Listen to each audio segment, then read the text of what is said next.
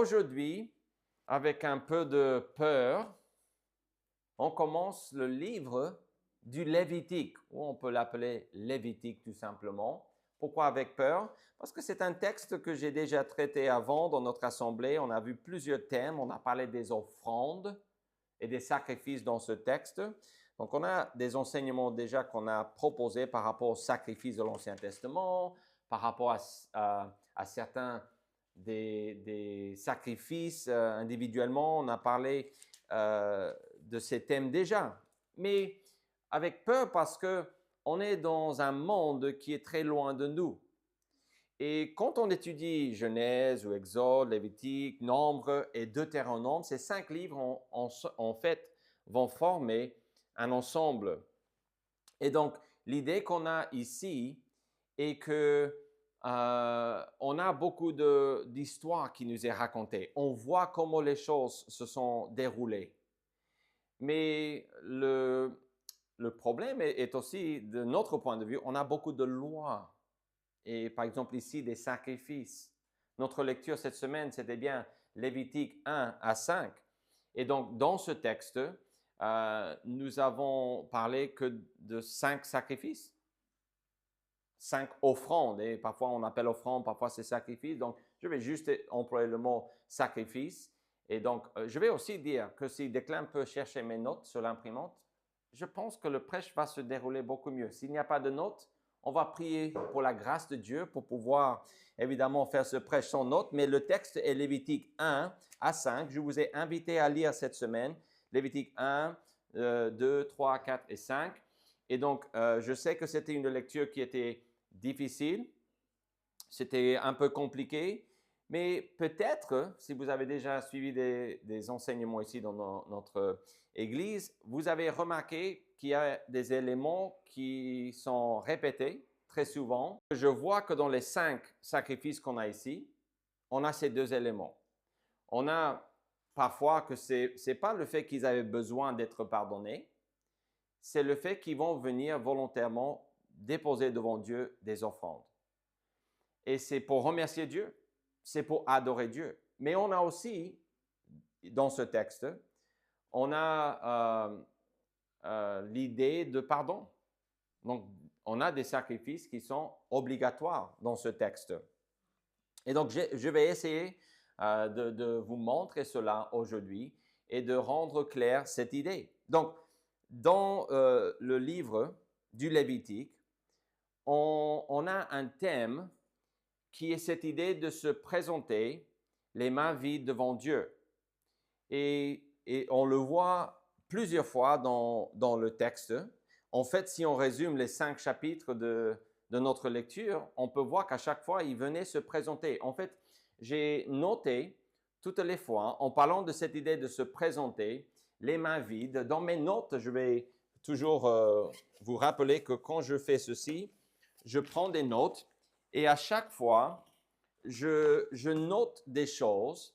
Et donc, moi ici, sur le côté du texte biblique, cette fois-ci, j'ai commencé à noter les choses qui sont répétées. Par exemple, j'ai vu qu'on parle beaucoup de devant l'Éternel, à l'Éternel. Et on parle dans cette idée, tout simplement, dans notre lecture, on a vu ceci énormément. Cette phrase devant l'Éternel, à l'Éternel, apparaît dans tous les chapitres. Parce que on parle de notre relation avec Dieu. Donc, quand on étudie le livre du Lévitique et qu'on lit les premiers 5 chapitres, on peut peut-être changer notre point de vue de ces textes que nous avons lus ensemble cette semaine. Et comment? On peut changer notre perspective parce qu'on sait qu'au moins on parle de notre relation personnelle avec Dieu. On sait que ces textes existent pour nous aider à comprendre à comment vivre avec Dieu. Souvenez-vous, si on veut reprendre le contexte, parce qu'on essaie de mettre dans son contexte le livre de Lévitique. Et comment est-ce qu'on va faire cela? On va se souvenir que Dieu va délivrer Israël de l'Égypte dans le livre d'Exode. Ils vont signer une alliance, un contrat avec Dieu, un engagement avec Dieu. Dieu va s'engager avec eux. Ils vont s'engager avec lui. Ils vont devenir son peuple. Il va être leur Dieu. Et la promesse que lui, il donne, et que je vais habiter au milieu d'eux. Et une grande partie d'Exode, la dernière partie, plus ou moins 25 à 40, traite les instructions pour construire le tabernacle. Et à la fin du livre, on voit que Dieu donne des instructions pour le mettre en place pour la toute première fois.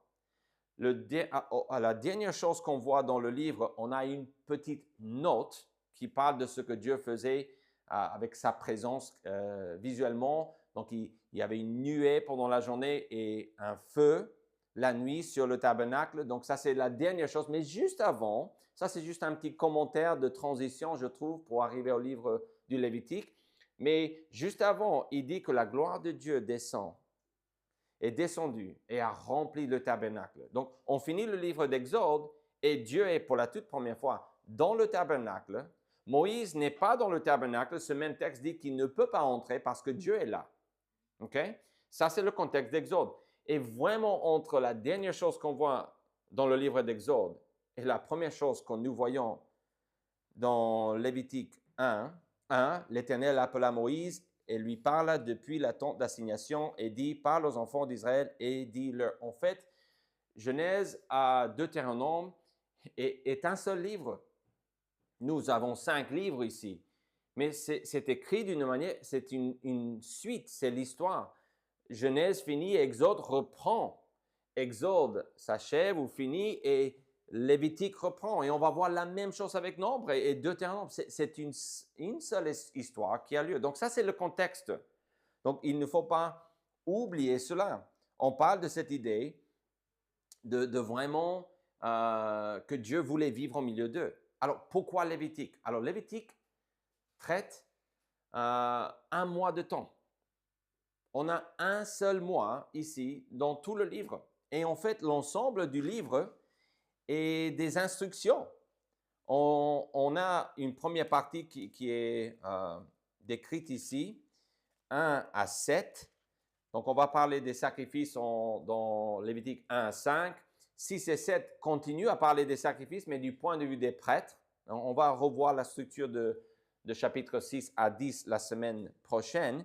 La prochaine fois. Mais dans ces textes, on parle pour nous dire ou nous donner des instructions. Vers la fin du livre de Lévitique, on a vraiment un résumé comme quoi ça, c'est ce que Dieu a dit au peuple d'Israël, donc à Moïse, au peuple d'Israël, aux fils de Lévi, etc., devant le mont Sinaï. Donc, c'est le même contexte qu'Exode. On est toujours au même endroit. En fait, en faisant des recherches, je pense que c'était Nombre 10 à 11, où on parle de cette idée que le premier déplacement de la tente, du tabernacle, va avoir lieu, mais dans le livre de Nombre. On n'est pas encore là dans notre histoire de la Bible, dans ces parcours que nous faisons à travers chaque livre de la Bible. Mais c'est pour vous dire qu'ici, en Lévitique, on est au même endroit. Le tabernacle est là, mais on a déjà reçu des instructions pour la fabrication des éléments et pour le mettre en place, mais on ne sait pas encore avec détail comment s'approcher de Dieu qui est là dans cette tente. Et donc, le livre de Lévitique nous aide à comprendre comment vivre devant Dieu, dans la présence de Dieu. Et donc, il y a déjà un rapport pour nous aujourd'hui. C'est un contexte différent, mais notre désir est de vivre dans la présence de Dieu, de marcher avec lui. On appelle ça la communion. Christ lui-même a dit que c'est de demeurer en lui et en sa parole. C'est la même relation. Donc, oui, ce qu'on voit est loin de nous, mais ce n'est pas loin de nous dans ce que nous devons vivre tous les jours. Et je vais argumenter ici dans ce prêche que vraiment, on ne doit pas se présenter les mains vides devant Dieu. Exode 1 à 5, pas Exode, on n'est plus en Exode, n'est-ce pas? On est en Lévitique, on va changer ça. Lévitique 1 à 5, on voit des offrandes et des sacrifices. L'ensemble de notre étude cette semaine de ce texte nous a parlé de cette idée d'offrir. Par exemple, je vais juste vous donner quelques exemples, mais chapitre 1, on parle de lorsque quelqu'un d'entre vous fera une offrande. On dit « il offrira ». Je vais juste sauter dans toutes mes notes parce que si son offrande est un holocauste d'oiseaux, il l'offrira. Et ces mots sont employés dans tous les passages. En fait, j'ai trouvé un autre, on parle d'offrir comme souvenir, on parle d'une offrande aussi dans Lévitique 2 et le verset 9. On parle aussi de faire à l'Éternel une offrande des prémices dans le verset 14. Et si on passe au chapitre 3, on parle de la même chose, on parle d'action de grâce, oui, mais il offrira. Et puis on dit dans le verset 7, s'il offre en sacrifice un agneau, et on revient au chapitre 4, j'ai trouvé au début de chapitre 4 et même dans l'ensemble de Lévitique 4 un peu moins. On a un changement, je trouve, dans l'accent qu'on va mettre sur les sacrifices parce que Lévitique 4 et 5 traitent ce qui est nécessaire pour le pardon des péchés. Okay? Mais quand même, on utilise le même langage pour parler de « il offrira l'Éternel pour le péché ». On parle d'offrir, on parle d'amener et on parle de présenter dans tous ces textes. Et qu'est-ce que ces mots veulent dire? Ben, ce sont pour moi des synonymes qui parlent de cette idée que quand on se présente devant Dieu, si on va dire une chose, on va dire que c'est cette chose et qu'il ne faut pas. On ne se présente pas les mains vides devant Dieu. Je pense qu'aujourd'hui, de notre point de vue, c'est un avertissement, c'est un rappel, mais un avertissement. Parce que nous croyons que grâce à Jésus, que cela veut dire qu'on se présente main vide devant Dieu. Je crois ça réellement. Que moi, ma façon de voir les choses et la différence entre l'Ancien Testament et le Nouveau Testament fait que il y a moins à faire aujourd'hui. Il y a moins de choses. Dieu est moins strict. Mais je ne crois pas ça du tout en étudiant le livre du Lévitique. Le chapitre 5, on parle d'offrande. On parle aussi on parle d'offrir l'offrande. Ce qui restera de l'offrande sera pour le sacrificateur. Puis il l'offrira. On dit de se procurer une brebis et après l'offrir. Donc, tout ceci parle d'un seul thème et c'est cette idée, vraiment, on se prêche, ce que je vais avancer, c'est il faut présenter des offrandes, des sacrifices à Dieu. Alors, on ne va pas offrir des sacrifices comme dans l'Ancien Testament. Ce n'est pas de la farine qu'on va lancer ou mettre dans le panier à l'église, ok? Ou des brebis, etc.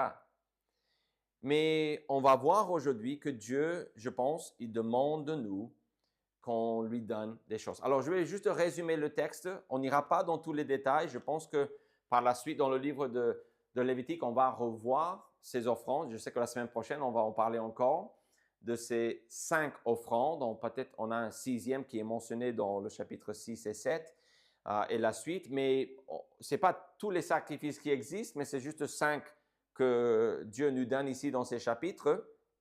Mais donc, on a 5. Je vais juste peut-être vous amener à avoir un texte avec moi. Donc, je pense que c'était le chapitre 7, Lévitique 7, et le verset 37. Pourquoi? Parce qu'ici, on résume. En fait, si on lit 1 à 7, ici, à la fin du chapitre 7, on résume les offrandes. On va nous donner les noms ou les titres pour qu'on puisse les identifier. Donc, ce n'est pas dans le même ordre que le texte, verset 37, n'est pas dans le même ordre, ok?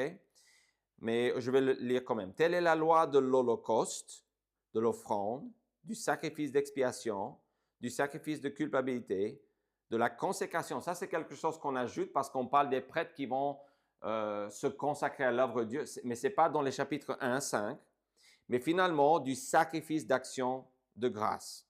Donc, on a ici, dans ce texte, chapitre 1 parle de l'Holocauste, on parle d'une offrande en don dans le chapitre 2, sacrifice d'action de grâce. Donc ça, on l'avait mentionné à la fin de cette liste dans 7.37, mais ici, c'est le numéro 3.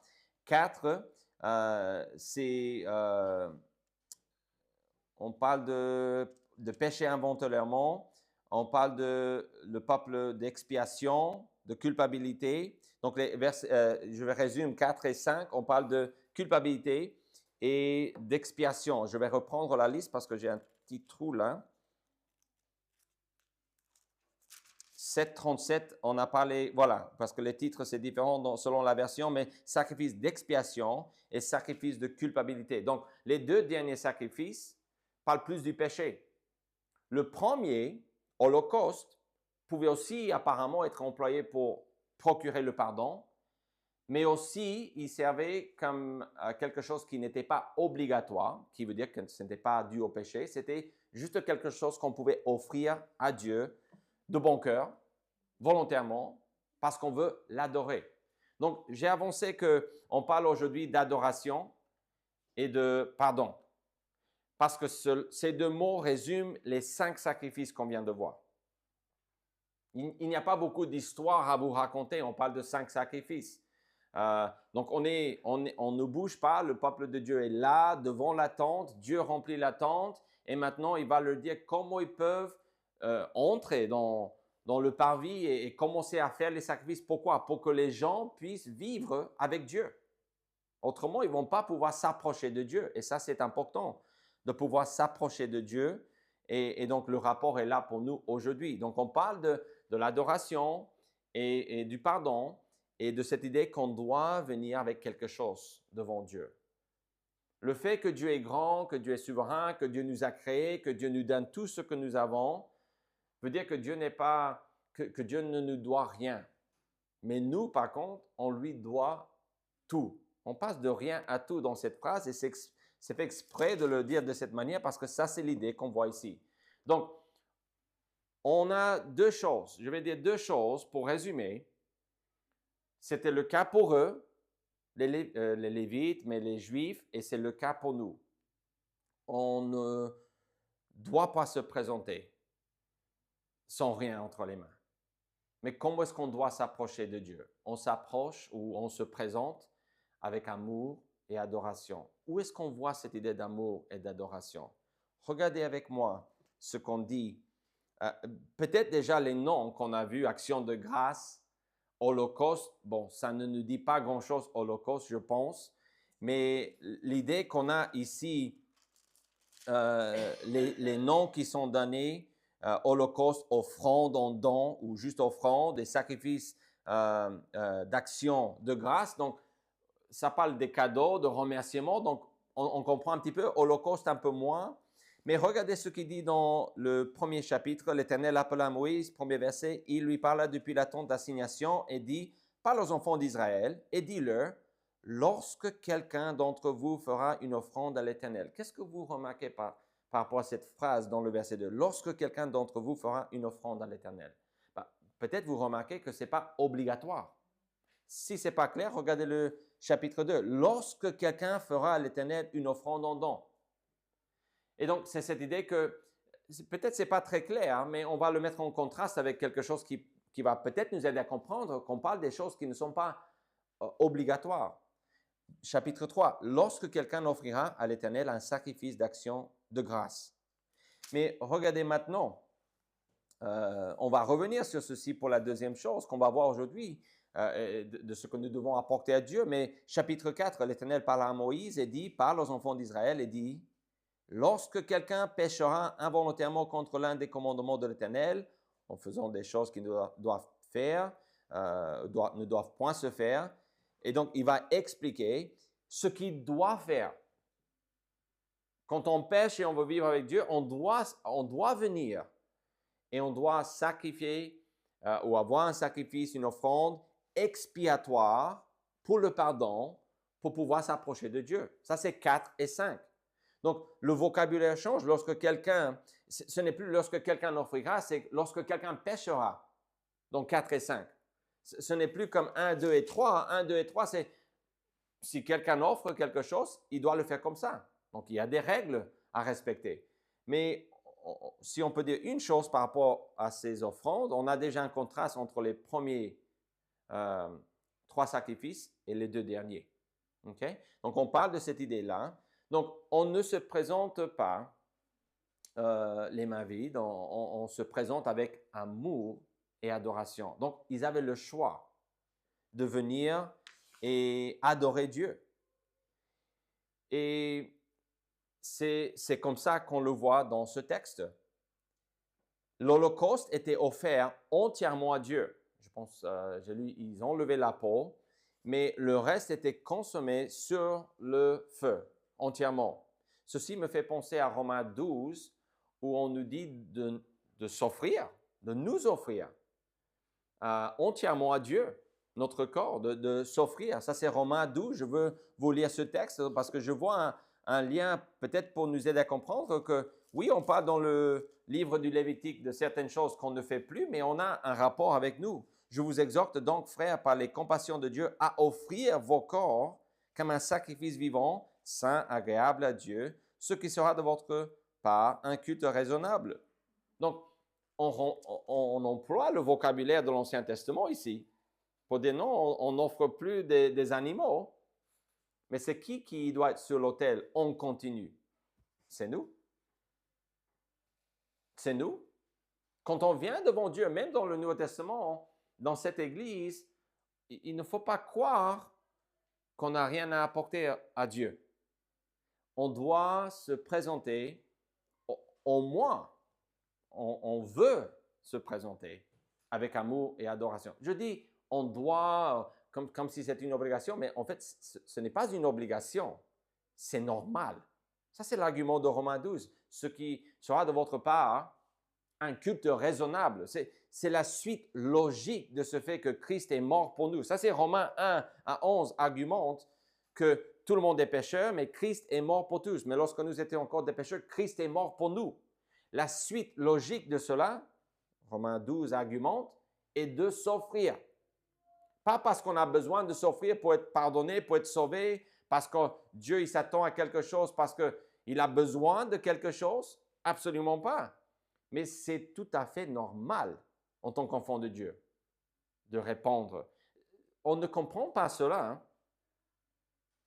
Hein? Le Nouveau Testament, ce que je viens d'expliquer dans le livre des Romains rapidement, si on ne comprend pas le livre du Lévitique. Le livre du Lévitique n'est pas, aujourd'hui pour nous, l'idée n'est pas il faut faire de même. Ce qu'on doit faire est de pouvoir voir ce qu'ils ont fait, pourquoi ils l'ont fait, dans quel contexte ils l'ont fait, et ensuite voir ce que cela veut dire pour nous aujourd'hui. Et j'avance que ce qu'on voit ici est qu'on doit venir devant Dieu et l'adorer en amour. Le fait que dans le système de sacrifice qu'ils avaient, il y avait des choses qu'ils pouvaient juste choisir de faire parce qu'ils voulaient le faire, reflète deux choses, l'amour et l'adoration. Est-ce qu'il y a d'autres choses? Absolument, on peut ajouter des synonymes et voir d'autres détails parce qu'il y a énormément de détails ici. Vous pouvez voir mes notes après si ça vous intéresse, mais je n'ai même pas fini de relater tous les éléments que j'ai trouvés dans les 5 chapitres parce que j'ai pris un élément et j'ai lu les 5 chapitres. J'ai eu un autre élément et j'ai essayé d'entourer de la même manière. Et finalement, j'ai dit, je ne vais jamais finir. Il y a trop d'éléments ici. Par exemple, j'ai trouvé des éléments qui parlent de cette idée, j'ai déjà mentionné, devant l'Éternel. Ça, j'ai fait tous les 5 chapitres. Je vois que devant l'Éternel, à l'Éternel, devant l'Éternel, ça revient énormément. Cette idée d'offrir, d'une offrande, de présenter, de procurer pour donner, toute cette idée de présent, de don, de cadeau, tous les chapitres, certains plus que d'autres, mais tous les chapitres parlent de cette idée. On a aussi l'élément de substitut, parce qu'on va prendre quelque chose qui va représenter quelque chose que nous ressentons. Si c'est de l'amour, on va le représenter peut-être avec de la farine. Si on veut démontrer à Dieu qu'on veut lui donner tout ce qu'on a, ça c'est le chapitre 1. L'Holocauste, c'était on donnait entièrement. Parce qu'il y avait certains des sacrifices qu'on retenait une partie et on mangeait. Il paraît qu'on faisait un repas de communion avec les prêtres. Il paraît celui qui offrait, peut-être avec la famille de celui qui offrait. Ce n'est pas précisé ici dans cette lecture, on reviendra sur ceci. Parfois aussi, les prêtres, ils se nourrissaient de certaines parties des offrandes. Parfois, quand on offrait de la farine, c'était juste une poignée qui allait à l'Éternel et le reste, c'était pour les prêtres. Et tout cela pour nous dire qu'on est dans cette idée d'adorer, de cadeau. C'est comme, je pense, à l'offrande qu'ils ont fait pour le tabernacle, vous vous souvenez? C'était volontaire. Voilà ce qu'on a comme liste de besoins. Et le peuple a donné. Ils ont même dû arrêter les travaux et dire, OK, Moïse, il faut empêcher le peuple de donner parce que c'est trop. et j'argumente ici qu'on est dans la loi, ça c'est le contexte, mais une partie de votre relation avec Dieu, écoutez-moi, c'est vraiment important. Le livre du Lévitique nous apprend que quand on vient devant Dieu, on peut venir avec amour et adoration parce que Dieu, même ici dans le Lévitique, il a donné les instructions pour nous dire qu'on avait le choix de venir adorer. Il y a des choses qu'on n'a pas le choix. Si on veut rester avec Dieu et être dans sa présence, il faut avoir le pardon des péchés. Donc, il fallait sacrifier. Ben, ça, c'est plus le sacrifice d'expiation et de culpabilité dans 4 et 5. Mais ici, on commence avec quoi? Voilà ce que tu dois faire. Vous allez faire, que vous voulez le faire ou pas. Non. Il donne 3 options de ce que nous pouvons faire pour démontrer que Dieu est digne de notre adoration et de notre amour. Donc, on a l'idée de l'offrande en don pour remercier Dieu. Pourquoi? Parce qu'on va donner de la farine, mais c'est qui a fait pousser les produits de la terre pour avoir cette farine? C'est Dieu. C'est un don à Dieu, mais on prend quelque chose qu'il nous a donné. Donc, c'est cette idée qu'on est reconnaissant. Et c'est sûr, quand on parle de l'offrande d'action de grâce, dans Lévitique 7, verset 15, il paraît que quelqu'un va manger une partie de ce sacrifice. Donc, il y a un aspect de communion, de fraternité, mais ce n'est pas précisé dans le chapitre 7, ni ici. En fait, on ne mentionne même pas dans le chapitre 3 que c'est ça qu'on fait, mais il faut lire un peu plus dans la Bible pour découvrir cela. Mais c'est pour dire qu'on parle de cette idée qu'on a dans le système de ce que Dieu veut pour nous. Donc, même dans la religion ici pour les Juifs, qui est il paraît très rigide et strict et bizarre, Dieu est en train de dire, mais en fait, pour être proche de moi, ça doit venir de vous. Je ne vais pas vous forcer. Je ne vais pas vous obliger. Je vais laisser, dans votre relation avec moi, il y a des choses qui doivent venir de vous. Dieu demande, et ça on l'a déjà vu, ce n'est pas nouveau. Dieu a déjà dit, je m'engage avec vous pour être votre Dieu, mais vous allez être mon peuple. Ça, c'est une alliance, c'est un contrat, un engagement. Mais ici, dans cette idée d'avoir Dieu qui était là au milieu d'eux, de pouvoir entrer dans le parvis, de pouvoir voir cette tente qui représente la présence de Dieu, qui est un rappel en continu. Je veux être avec vous. Je veux être avec vous. Pour avoir accès à cela, il y avait des sacrifices à offrir. Et certains de ces sacrifices étaient volontaire. Pour moi, ça c'est très fort dans cette idée. Je pense à quelques textes de 2 Corinthiens 9 et verset 7. Si vous les regardez, vous pouvez. 2 Corinthiens 9, verset 7. Que chacun donne comme il a résolu en son cœur, sans tristesse ni contrainte, car Dieu aime celui qui donne avec joie. Pour donner avec joie, ça doit venir de nous, je pense.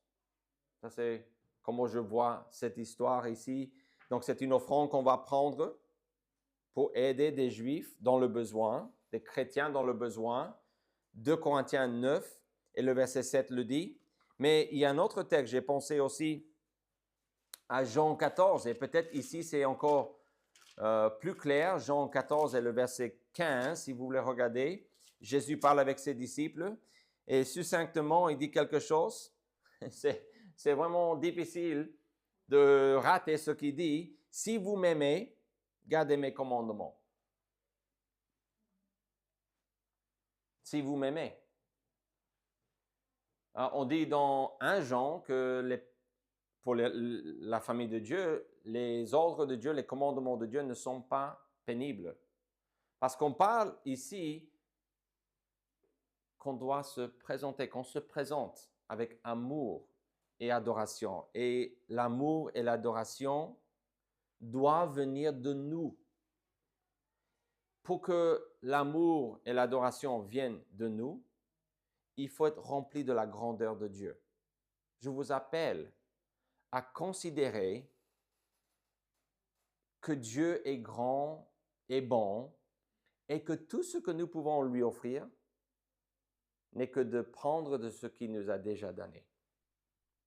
1 Jean argumente que ce n'est pas nous qui avons aimé Dieu d'abord, c'est lui qui nous a aimés. C'est pas nous, à nous de créer nécessairement cet amour et adoration, mais je pense qu'elle vient par la méditation, par la réalisation de qui Dieu est. Ici, les Israélites devaient comprendre que Dieu était grand et bon, et pour eux, ils ont vu tout ce qu'il a fait. Comment il s'est révélé, comment il les a délivrés, et comment il prenait soin d'eux. Et j'argumente que ici, si on veut résumer, on ne se présente pas les mains vides devant Dieu, on se présente avec amour et adoration. Et j'insère ceci, l'amour ne s'impose pas. On ne peut pas forcer l'amour. Pour que ce soit de l'amour, il faut que ça vienne de nous. Et Dieu voulait que les Israélites apprennent à l'aimer, qu'ils apprennent à l'aimer. Ça, c'est vrai de nous aujourd'hui. Jésus a dit à ses disciples, si vous m'aimez, gardez mes commandements. Mais quand on vient devant Dieu, autrement dit, dans notre relation personnelle avec Dieu, si vous êtes un enfant de Dieu, vous n'êtes pas né un enfant de Dieu. Il n'y a personne qui est né dans la famille de Dieu. On est né dans la famille du diable. Jean 8 le dit clairement. On devient un enfant de Dieu. Jean chapitre 1 le dit. Par la repentance et la foi en Jésus-Christ. Mais une autre chose ou un autre aspect de ces sacrifices, si on veut vraiment résumer et réduire les sacrifices, là on va s'appuyer sur les 2 derniers sacrifices. On voit qu'on se présente avec repentance et confiance. Repentance et confiance. Les 2 derniers sacrifices étaient nécessaires, à condition de vouloir vivre dans la présence de Dieu. Parce que n'importe qui peut vivre dans le péché, mais il ne vivra point dans la présence de Dieu en restant dans ses péchés. Vous voyez la différence? C'est un peu l'argument de Jésus. Si vous m'aimez, gardez mes commandements, mais c'était de demeurer en moi et en ma parole, et je vais aussi demeurer en vous. Okay? C'est pour ça que Jésus a dit, quand tu me vois, tu vois le Père. Pourquoi? Parce qu'il était toujours en communion avec le Père. Il n'y avait pas de péché entre Jésus et le Père. Jamais. Jésus n'a jamais péché. Un être humain, et c'est Dieu qui a pris chair, j'aime bien dire comme ça, hein, parce que c'est comme ça qu'on le dit dans la Bible. Donc, il existait déjà. Il n'avait pas besoin de ce corps pour exister. Il a pris chair. Il s'est vêtu de chair. Pourquoi? Pour pouvoir mourir, pour qu'une partie de lui puisse mourir, parce que Dieu le Fils n'est jamais mort. Impossible. Jésus l'homme est mort, mais Dieu le Fils n'est jamais mort. C'est impossible. Okay? Il a pris un corps pour qu'il puisse justement mourir à notre place, comme un substitut. Donc les 2 derniers sacrifices étaient absolument nécessaires. On parle de l'expiation, ça c'est Lévitique 4, et on parle de la culpabilité, Lévitique 5. Les 2 étaient en cas de péché. Lorsque quelqu'un offre, c'est les premiers 3, lorsque quelqu'un offrira une telle chose. Il peut le faire quand il veut, comme il peut, s'il a les moyens. Mais l'expiation et la culpabilité, ces 2 sacrifices, ce n'était pas quand quelqu'un offrira, c'était quand quelqu'un péchera.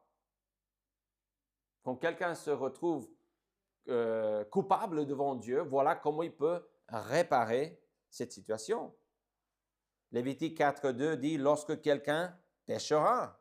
Et il faut lire un petit peu plus Lévitique 5.1 parce que j'ai enlevé quelques mots, mais on dit encore « Lorsque quelqu'un péchera ». On explique le contexte parce qu'on va parfois donner des différents contextes pour expliquer des possibilités pour que les gens comprennent concrètement ce que c'est de pécher et dans quelle situation ils pourraient pécher éventuellement.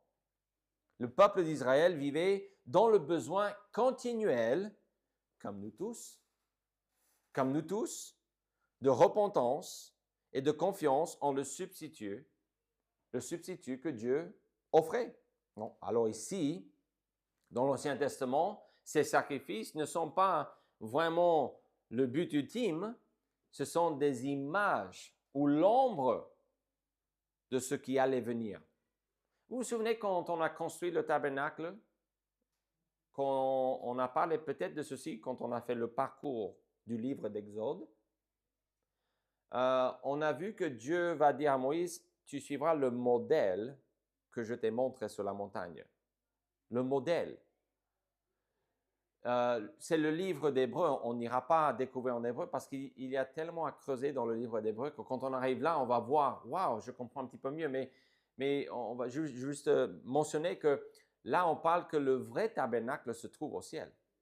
Donc, le vrai tabernacle, le vrai temple, parce que le temple est basé sur le tabernacle. Donc, la demeure de Dieu, où Dieu devait être adoré, se trouve au ciel. Parce que c'est là où le Fils de Dieu est entré et a versé son sang. Jésus a versé son sang devant Dieu le Père, dans le lieu très saint où le prêtre, on va découvrir ceci dans Lévitique 16, le jour des expiations, de l'expiation pour tout le peuple, mais il entrait une seule fois, le sacrificateur souverain, le plus grand des prêtres, une fois par an, pour symboliquement verser du sang sur l'arche et le propitiatoire, donc le couvercle, et c'est là où le chérubin regardait vers cet endroit, et là ils vont mettre un peu de sang, etc. C'est une fois par an. Mais Jésus-Christ, son sacrifice, il est entré là, au ciel, pour faire cela pour nous, devant Dieu le Père. C'est pour cela quand vous lisez les évangiles et vous voyez que le voile s'est déchiré en deux dans le temple qui se trouvait à Jérusalem, ça relie toute cette histoire. La mort de Jésus-Christ, quand il s'est sacrifié, le livre d'Hébreu, encore une fois, dit qu'il s'est offert une fois pour toutes, une seule fois. Tandis que les prêtres à l'époque, ils offraient pour eux, après pour le peuple, et ils le faisaient tous les jours. Et Lévitique 16 était quelque chose, c'était une fois par an, mais c'était tous les ans, chaque année. Donc, on parle de cette idée ici que on se présente, excusez-moi, avec repentance. Le peuple d'Israël vivait dans ce besoin comme nous aujourd'hui, tous les jours. Dès qu'on péchait, les sacrifices d'expiation et de culpabilité étaient là. Pourquoi? Pour que chacun puisse être restauré. En fait, on parle même de restituer ou de la restitution, si on volait quelque chose, si on était coupable devant quelqu'un, on devait le donner et ajouter encore un peu. Avec Dieu, on avait des sacrifices aussi. Écoutez Hébreux 10, verset 4, « Car il est impossible que le sang des taureaux et des boucs ôte les péchés. » Donc, c'est vraiment l'ombre. Tout ce que nous voyons dans le livre du Lévitique, c'est une image de cette idée, de énormément de choses, mais en gros, qu'on a besoin d'un sacrifice. On a besoin d'un sacrifice. Ça, c'est Lévitique 1,5. La prochaine fois, on va voir qu'aussi on apprend à travers ces sacrifices qu'on a besoin d'un prêtre. Ça, c'est Lévitique 6 à 10.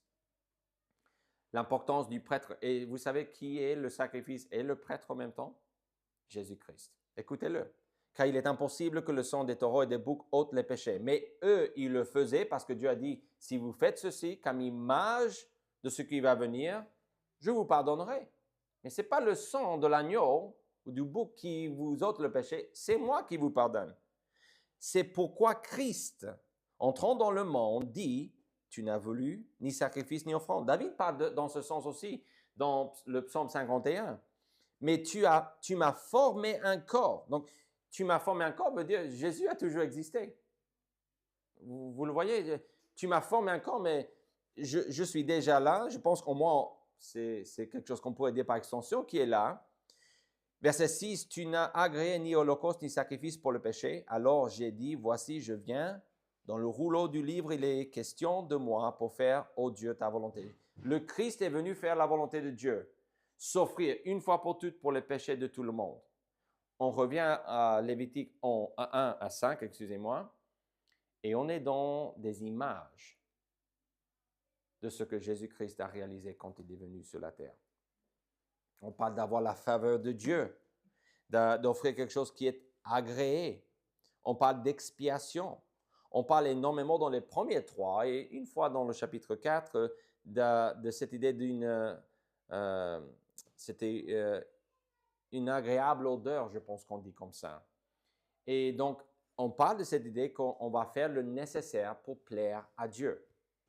Mais il ne faut pas croire que c'était les sacrifices en eux-mêmes qui offraient ceci. C'était Dieu qui pardonnait les gens. il faisait ceci. Ce n'est pas un show, un spectacle, mais c'est comme un spectacle, c'est dans le sens que c'est une image de ce qui allait venir. Je veux vous donner le contexte de ce que nous avons déjà vu ensemble. Si vous avez étudié le livre ou fait le parcours avec moi du livre de la Genèse et d'Exode, nous avons déjà vu dans Genèse 3,15 que dès que l'homme a péché, Dieu intervient et promet un délivreur, quelqu'un qui va écraser la tête du serpent. C'est le Messie. Vous avez aussi vu dans Genèse 22 qu'on a une image de ce sacrifice parce que Dieu va demander à Abraham de sacrifier son enfant. Vous vous souvenez? Et quand il va le faire, Dieu donne un agneau ou un bouc ou un bélier pour remplacer Isaac. Et on dit après, il sera pourvu à la montagne de l'Éternel. C'est une prophétie.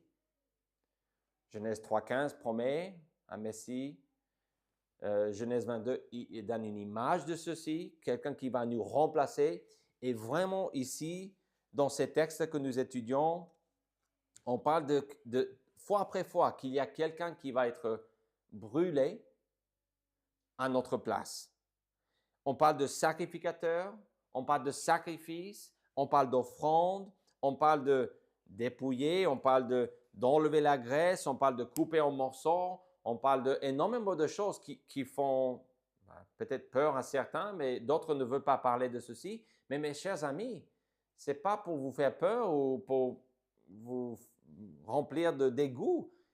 Jésus-Christ a subi ceci pour nous. Il est mort sur la croix pour chacun de nous. Et donc, il a versé son sang. On parle de cette idée que son sang a été versé pour nous. Donc, à chaque fois qu'on ôtait la vie d'un animal, ce n'était pas parce que Dieu n'aime pas les animaux. Mais c'est loin de ça. C'est parce qu'il y a quelque chose de plus important que les animaux. L'âme de l'homme, de l'être humain, qui dépasse en valeur les animaux. Pour cela, il faut revenir à Genèse 1 et 2 et voir comment Dieu a créé les choses et comment lui l'a dit. C'est l'homme le plus important. Cela ne veut pas dire qu'on peut faire du mal aux animaux. Ce n'est pas ça l'idée ici. L'idée ici, c'est dès que l'homme a péché, maintenant il fallait que quelqu'un meure à sa place continuellement. Quand le Christ est venu, il est mort une fois pour toutes. Il a stoppé toute cette idée de sacrifice. L'image a été remplie en Jésus-Christ. Donc, ne sautons pas les 5 chapitres ou le livre de Lévitique entièrement, parce que c'est important pour comprendre le reste de la Bible. C'est ça que j'essaie d'argumenter ici. Écoutez 1 Jean 5. Si on veut faire le lien entre cette idée de repentance et de confiance. Pourquoi repentance? Parce que pour eux, je n'ai pas expliqué ça, mais rapidement, pour eux, ils devaient placer leurs mains sur la tête de l'animal qu'ils allaient tuer. Ils devaient s'associer au sacrifice. Ils devaient admettre que oui, c'est moi en fait qui place cet animal ici. C'est de ma faute. Lui, il va mourir à cause de moi. Donc, vous dites, oui, mais c'est sanglant, c'est horrible. Oui, mais regardez avec moi le symbolisme. Et regardez le fait que Dieu ne voulait pas qu'on oublie que nos péchés ont des conséquences. Vous dites, mais ce Dieu, il est affreux de faire tuer autant d'animaux. Mes chers amis, ce n'est pas un Dieu qui est affreux. C'est un Dieu qui est miséricordieux, qui a mis en place un système qui fait c'est impossible que les Israélites oublient ou qu'ils ne comprennent pas que Dieu les aimait et qu'il voulait leur sauver. Donc, oui, c'est affreux, mais écoutez, 1 Jean 1, 5 à 10, on pourra lire l'ensemble du chapitre, mais on va juste lire quelques versets, parce qu'on parle du rapport pour nous aujourd'hui. La nouvelle que nous avons apprise de lui et que nous vous annonçons, c'est que Dieu est lumière et qu'il n'y a point en lui de ténèbres. Si nous disons que nous sommes en communion avec lui et que nous marchions dans les ténèbres, nous mentons et nous ne pratiquons pas la vérité. Mais si nous marchons dans la lumière, comme il est lui-même dans la lumière, nous sommes mutuellement en communion et le sang de Jésus-Christ, son Fils, nous purifie de tout péché. Si nous disons que nous n'avons pas de péché, nous nous séduisons nous-mêmes et la vérité n'est point en nous. Regardez le verset 9. Si nous confessons nos péchés, il est fidèle et juste pour nous les pardonner et pour nous purifier de toute iniquité. On parle de repentance. La repentance se voit dans le fait qu'ils allaient venir, et parfois ils vont avouer leur péché. Le grand prêtre va avouer, confesser les péchés du peuple. Dans Lévitique 16, on va voir ceci. Mais ce jour d'expiation annuel, il va dire on est coupable de ceci, cela, l'autre. D'autres sacrifices, les gens, celui qui l'offrait va poser la main dessus. Pourquoi? Parce que c'est symbolique pour la repentance. Ils confessaient que c'est à cause d'eux que cet animal ne va plus vivre. Et donc, ça, c'est vraiment important. Mais où est la confiance? La confiance est dans le fait que Dieu a créé ce système et que les gens qui venaient faire tout cela étaient en train de dire, ça semble bizarre, je comprends la signification, mais peut-être ça semble bizarre, peut-être pas. Je ne suis pas à la place des gens à l'époque de Moïse, mais pour nous, on peut dire, si on était à leur place, de notre point de vue aujourd'hui, en tout cas, on peut dire que c'est un peu bizarre. Mais en fait, ils étaient en train de faire confiance en ce que Dieu disait. Dieu a dit faites comme ça, ils ont fait comme ça. Ça, c'est la confiance. Et cela résume la vie d'un croyant. On vient avec amour et adoration, mais on vient, il est vrai qu'on vient une fois pour toutes pour être sauvé avec repentance et confiance, ça c'est sûr. Mais la repentance et la confiance font partie de la vie de tous les jours de chaque enfant de Dieu. Pourquoi? Pour être sauvé à nouveau? Pour rester sauvé? Absolument pas. Quand on devient un enfant de Dieu, c'est quelque chose de ponctuel. C'est une fois pour toutes et ça ne disparaît jamais. On n'est pas sauvé un jour et puis perdu le lendemain. On n'est pas enfant de Dieu aujourd'hui et demain on n'est plus parce qu'on a maudit ou on a crié sur quelqu'un. Non, on est un enfant de Dieu. Si vous êtes réellement un enfant de Dieu, ça reste. Vous êtes adopté et c'est comme ça. Vous avez des enfants, parfois vous êtes fiers de vos enfants, parfois un peu moins. Mais ils sont toujours vos enfants. Quand on est enfant de Dieu, c'est exactement comme ça. Donc, je vous ai amené à 1 Jean 1, 5 à 10 parce qu'on parle de la communion, pas la relation. Donc, quand on est déjà dans une relation personnelle avec Dieu, la repentance et la confiance font partie de la vie. On peut changer, on peut dire la confession et la confiance. Parce que 1 Jean parle de confesser nos péchés en tant qu'enfant de Dieu. Et ça, c'est vraiment important. Donc, si on veut revenir sur l'essentiel, venir les mains vides, on va le dire comme ça. Reviens à vivre comme si Dieu nous devait quelque chose. Alors qu'en réalité, c'est nous qui lui devons tout.